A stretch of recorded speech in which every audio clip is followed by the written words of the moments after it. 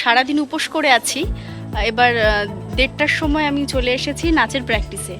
তো উপোস করে আছি বলেই যে নাচটা করতে পারবো না এমন কিন্তু নয়, বরং আমি দেখেছি যে আমার উপোস করার সঙ্গে নাচটার একটা আলাদা কানেকশন আছে। মানে আসলে এর আগেও হয়েছে, যখনই আমি উপোস করেছি তখনই কখনো নাচের ভিডিও শ্যুট বা কখনো নাচের প্র্যাকটিস কিছু না কিছুই থাকে। ফলে ওই যে সারাদিন উপোস করে আছি বলেই যে করতে পারবো না এমন নয়, বরং আরও বেশি করে কোথা থেকে যে শক্তি পায় জানি না। তো যাই হোক, চলে এসেছি আপাতত নাচের ক্লাসে। এবার এখানে এসে দেখছি, অনেক দিন আসা হয়নি, আগের ডেটে ছুটি ছিল, তো এসেই দেখছি যে গাছে বিভিন্ন রকমের ফল ধরে আছে। বুঝতে পারছি না কি ফল, তো আমি একটু চাইবো আপনাদেরকে দেখাতে, সেটা একটু দেখে জানাবেন। যারা অবশ্যই জানেন তারা অবশ্যই জানাবেন যে এটা কি গাছের ফল, তাহলে একটু আমারও জানা হবে। তো যে গাছের কথা বলছিলাম সেই এই যে দেখুন, গাছটাতে কেমন আমলকির মতন দেখতে ফল ধরে আছে, কিন্তু আসলেই তো এটা আমলকি নয়। ফলে কি গাছ একেবারেই বোঝা মুশকিল।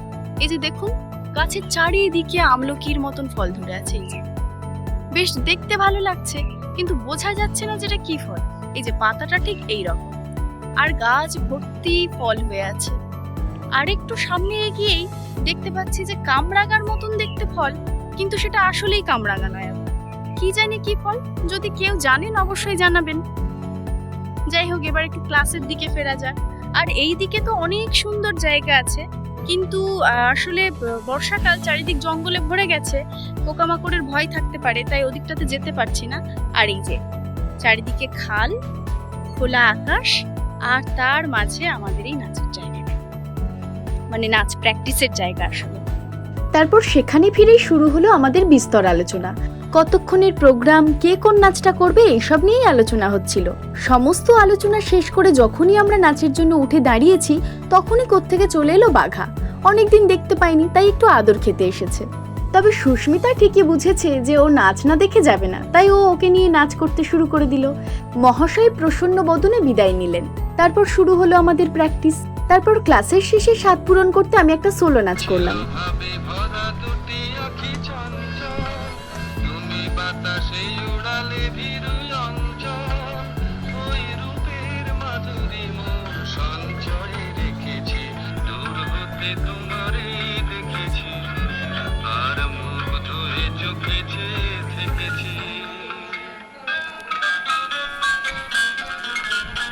তারপর গল্প স্বল্প করে বাড়িতে ফিরলাম।